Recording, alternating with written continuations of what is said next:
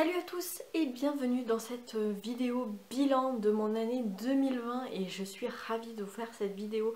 Je sais que vous l'aimez bien aussi et c'est quelque chose que je fais chaque année. Je suis ravie de vous faire un petit bilan de tout les lectures que j'ai lues, combien de livres j'ai lus, quelles sont mes meilleures lectures, quelles sont les lectures qui m'ont moins plu, quels sont les genres littéraires que j'ai le plus lus, quels sont les événements aussi littéraires qui m'ont marqué cette année. Je vais faire un point sur tout ça. J'espère que vous êtes bien installés et on commence tout de suite. Alors déjà, je vais commencer avec le nombre de livres que j'ai lus en cette année 2020. Donc je suis ravie puisque j'ai dépassé mon objectif de lire 52 livres puisque j'en ai lu 57 et je pense que les confinements ont quand même bien aidé à ça, donc je suis ravie. Parmi ces 57 livres, il y a eu quand même 18 services presse et bon voilà, c'est la première fois que je parle des services presse. C'est vrai qu'il y a eu une grosse accélération vers la fin de l'année, à partir du mois de septembre j'en ai reçu quand même pas mal. Voilà, alors j'espère pouvoir garder un équilibre entre Pal Perso et SP. Bon, je vais vous en reparler dans les résolutions pour 2021, mais voilà, donc il y a eu 18 SP et parmi ces 18 SP, il y a quand même eu 10 romans que je lisais dans le cadre de prix littéraires et 8 SP autres.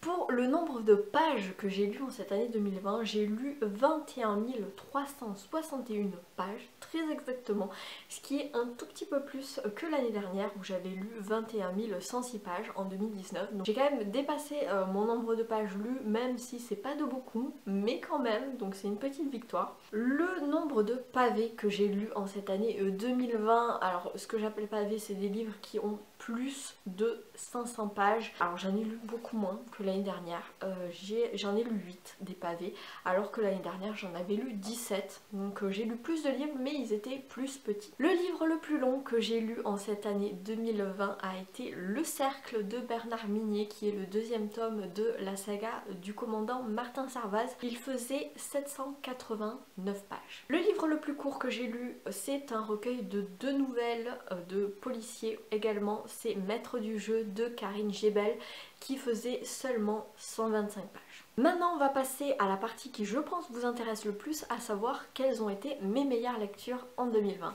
Je dois dire que j'ai eu 14 très bonnes lectures, 14 plus ou moins coup de cœur en cette année 2020. Donc le premier, ça a été Glacé de Bernard Minier, donc le premier tome de la saga de Martin Servaz, qui a été une véritable découverte pour moi puisque j'ai adoré. Ça se lit super vite, c'est des petits pavés à chaque fois mais ça se lit tout seul. Il a une plume qui est tellement fluide, j'adore ce côté policier enquête. En plus ça se passe en partie dans ma ville de Toulouse, donc forcément je suis ravie de retrouver ces lieux que je connais par cœur dans un bouquin. Ensuite j'ai beaucoup aimé Monasterium de Andrea H. Japp, qui est un thriller historique qui se passe au Moyen-Âge dans un couvent de bonnes sœurs, et ça c'était vraiment chouette. J'ai aussi beaucoup aimé Tous les hommes n'habitent pas le monde de la même façon de Jean-Paul Dubois, donc c'est aux éditions L'Olivier. C'était le prix Goncourt de cette année 2020 et j'ai été ravie de le découvrir et de découvrir cet auteur. J'ai beaucoup aimé cette thématique de la prison, de l'enfermement, et c'est le genre de bouquin qui te reste un petit peu sur le cœur et que quand tu refermes, t'y penses, tu le décantes, et vraiment c'était une chouette lecture. J'ai aussi eu un immense coup de cœur, vraiment révélation pour un vieux livre.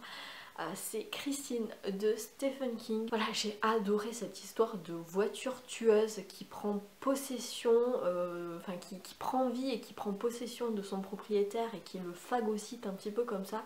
C'était vraiment un roman d'ambiance qui était vraiment génialissime, que je vous recommande. Une autre de mes découvertes, et j'en ai beaucoup parlé sur la chaîne, sur le blog, j'en ai même fait un article papier dans la Gazette du Midi, c'est Sorcière, la puissance invaincue des femmes de Mona Chollet. Voilà, un essai féministe qui a été vraiment fondamental et révélateur pour moi, que je vous recommande de lire, mais que vous soyez un homme ou une femme, c'était vraiment hyper enrichissant. J'ai lu Les Testaments de Margaret Atwood, qui était donc la suite de La Servante écarlate, que j'adore. J'ai aussi bien aimé le livre que la série, et vraiment voilà, je vous recommande. J'ai adoré Les Testaments de Margaret Atwood. Une autre claque, et alors là ce livre j'en avais beaucoup entendu parler, il y a beaucoup de gens qui l'adorent et moi je l'avais jamais lu. Alors cette année je me suis dit il faut que je le lise, il faut que je répare un petit peu ce manquement. Et donc j'ai lu Le Parfum de Patrick Süskind et ça a été vraiment une claque monumentale. Ce livre est malaisant et génial à la fois. C'est à la fois un petit peu classique, un petit peu policier, avec ce tueur en série, avec les parfums. Et puis alors le double effet qui se coule du twist final était mais juste génial. Je suis restée sur le cul. Vraiment j'ai adoré. J'ai adoré aussi lire La Curée, donc le deuxième tome de la saga des Rougon-Macquart de Émile Zola, puisque vous le savez j'adore Émile Zola, c'est mon auteur de classiques préféré et donc j'étais ravie de poursuivre en fait mes lectures de la saga des Rougon-Macquart et j'ai beaucoup aimé La Curée, cette histoire de jeune fille qui se retrouve mariée à un homme qu'elle aime pas forcément et qui va vivre une relation adultérine un petit peu cachée et un petit peu incestueuse. Je vous en dis pas plus mais vraiment j'ai adoré tout ça sur fond du Paris du 19e siècle. C'était génial. Grosse claque aussi avec Hortense de Jacques Expert qui a été vraiment... le twist final m'a laissé mais sur le cul. Je n'en revenais pas, j'étais là mais est-ce que j'ai bien compris ce que j'ai compris? En plus je sais qu'il y a une adaptation en série qui est sortie récemment sur France 2.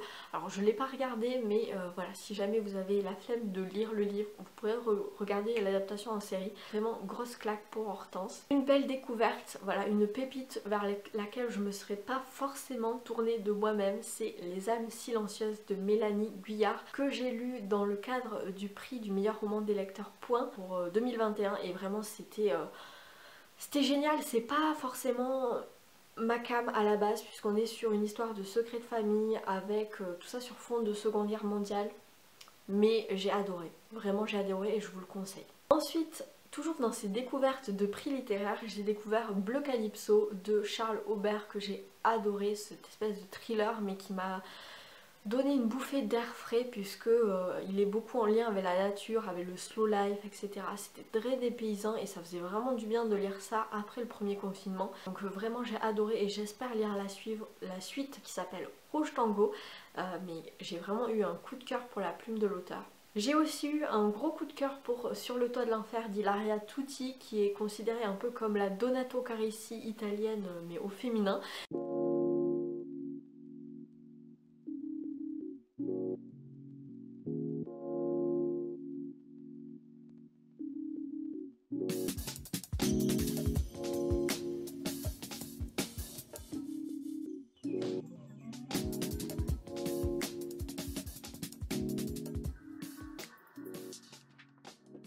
J'ai pas aimé aussi Faute de preuves de Harlan Coben, une histoire de tueur, pédophile, on sait pas trop, j'ai pas trop aimé l'intrigue et il y avait aussi pas mal de clichés, du sexisme ordinaire, etc. Voilà, mais je savais que cet auteur ça allait pas forcément le faire, mais c'est ma mère qui me l'avait conseillé donc je l'avais lu mais j'avais pas trop aimé. J'avais pas trop aimé aussi Racket de Dominique Manotti. Là c'est un thriller mais sur fond de magouille, de trafic, de mafia, de criminels en col blanc, etc.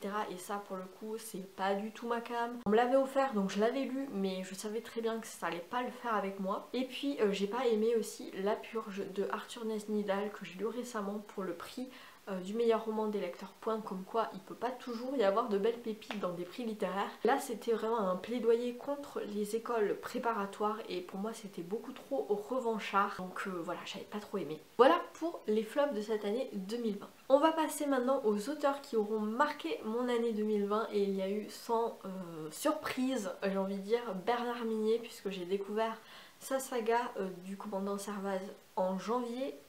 Puisque je lisais Glacé, donc le premier tome, dans le cadre du Cold Winter Challenge de l'année dernière. J'ai lu ensuite le deuxième tome, Le Cercle, que j'ai beaucoup aimé aussi, un petit peu en dessous de Glacé, mais que j'ai bien aimé aussi.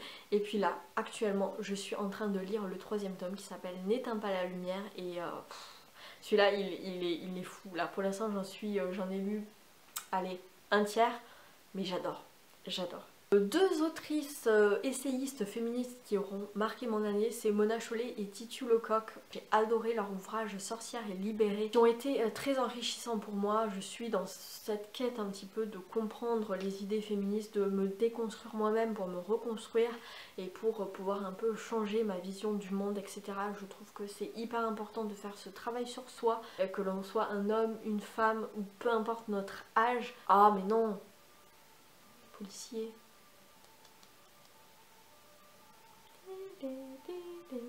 En plus j'ai plus trop de batterie donc là c'est un peu le seum. Le féminisme c'est vraiment des questions que j'essaye de m'approprier et d'apprendre beaucoup plus sur ça, donc j'espère pouvoir continuer en 2021. Et puis bien sûr Robin Hobb, puisque je continue sa saga, c'est plusieurs cycles entre l'Assassin Royal, les Aventuriers de la Mer, etc.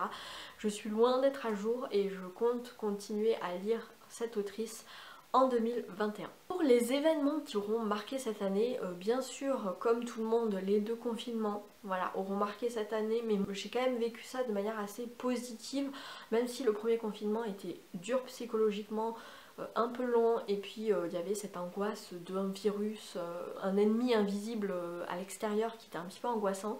Mais sinon moi je vis ma meilleure vie quand je suis confinée, que je vois personne et que je peux lire toute la journée sous un plaid. Moi je suis la plus heureuse, et ça a aussi été des événements qui m'ont beaucoup apporté aussi en termes de visibilité, puisqu'il y a beaucoup de gens qui se sont tournés vers la lecture, et ça c'est vraiment chouette, qui étaient en quête de conseils, d'avis lecture, et qui se sont du coup qui ont rejoint un petit peu ma communauté, qui sont allés voir mon blog, qui ont rejoint ma communauté Instagram et YouTube. Donc si vous faites partie de ces gens-là, bienvenue à vous. J'espère que vous plairez ici, et puis voilà, on continuera sur cette année 2021 en espérant qu'il n'y aura pas trop de confinement.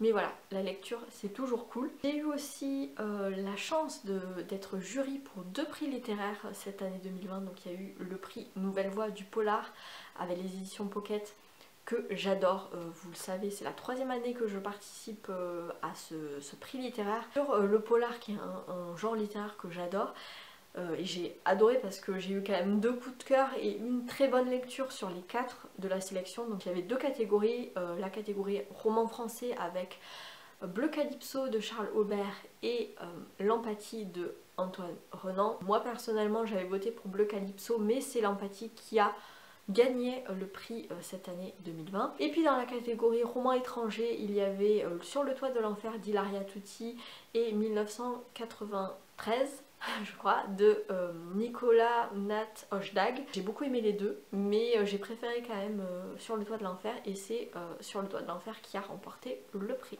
Le deuxième prix est toujours en cours, c'est le prix avec les éditions Point, le prix du meilleur roman des lecteurs, et là on est sur la catégorie littérature générale et contemporaine. Je me sors un petit peu de ma zone de confort, mais c'est pas plus mal parce que du coup ça me permet de découvrir des livres vers lesquels je ne me serais pas forcément tournée de moi-même. Donc pour l'instant j'en ai lu 6 sur les 10 de la sélection, donc il me reste encore 4 à découvrir. Et sur les 6 que j'ai lus, mon coup de cœur pour l'instant ça reste Les âmes silencieuses de Mélanie Guyard, et en deuxième position je mettrai À crier dans les ruines de Alexandra Kozelik, que je vous ai parlé tout à l'heure. Mais voilà, pour l'instant c'est toujours en cours, il reste encore 4 livres à lire et on votera, moi et les autres membres du jury. Normalement ça devrait être en avril 2021. Je vous en reparlerai évidemment. Un autre événement qui aura marqué cette année 2020 pour moi, ça a été la chance de pouvoir intégrer la team thriller des éditions Cherche Midi. Voilà, je remercie Benoît, le chargé de com, qui m'a contacté pour rejoindre en fait cette équipe de partenaires blogueurs, où en fait on reçoit les publications thriller des éditions Cherche Midi, et ensuite on en parle lors de Book Talk sur le groupe Facebook, et c'est hyper enrichissant, il y a une ambiance de malade, ils sont tous géniaux, et vraiment c'est hyper enrichissant comme expérience, et je remercie encore une fois Benoît de m'avoir proposé de faire partie de cette team, et j'adore. Donc vraiment super cool, et je suis hyper reconnaissante de ça. Il y a une mouette qui est en train de passer. Et puis enfin, dernière petite victoire, événement qui aura marqué mon année, ça a été la publication de mon avis lecture sur papier pour le coup, puisque j'ai été publiée dans la Gazette du Midi, et j'avais parlé de Sorcières de Mona Chollet évidemment, puisque je veux que le plus grand nombre de gens s'intéressent à ce livre et le lisent. Et du coup j'avais été contactée par une de mes connaissances qui est journaliste pour la Gazette du Midi, qui m'avait proposé durant le premier confinement de d'écrire cet article. D'ailleurs, vous pouvez le retrouver sur mon blog, je vous le mettrai en barre d'infos si jamais vous voulez aller le lire. Mais voilà, c'était vraiment une petite victoire pour moi et ça met toujours du baume au cœur. Et franchement, en 2020, les choses qui font du baume au cœur, il faut savoir les célébrer. Ensuite, on va passer au top 3 des genres littéraires que j'ai le plus lu en 2020. Et donc sans surprise, le genre littéraire que j'ai le plus lu, c'est le thriller policier. Donc j'ai lu 13 thrillers et 10 policiers, donc ça fait 23 romans dans ce genre-là. Ensuite arrive ex aequo le style contemporain avec 11 livres et le fantasy SF avec 11 livres aussi, 8 livres de fantasy et 3 livres de science-fiction. Donc ça c'est plutôt cool. Et je pense que les prix littéraires m'ont beaucoup aidé, notamment pour le contemporain. Maintenant on va passer à mes résolutions de 2020. Est-ce que je les ai tenues ou pas? Suspense. Sur les 3 résolutions que j'avais prises l'année dernière, j'en ai quand même réussi 2, ce qui est quand même pas mal. Donc la première c'était de lire au moins 52 livres, puisque il y a 52 semaines dans l'année, donc j'ai réussi à même dépasser cet objectif avec 57 livres lus. Je pense que du coup les confinements ont aussi beaucoup aidé à ça, comme je le disais tout à l'heure. 2021 on verra, en tout cas voilà, j'ai rempli ce premier objectif. Le deuxième objectif était un petit peu un fail, puisque c'est de continuer en fait mon challenge de lire au moins un roman d'Agatha Christie par saison. Sur les 4 saisons j'en ai lu 3.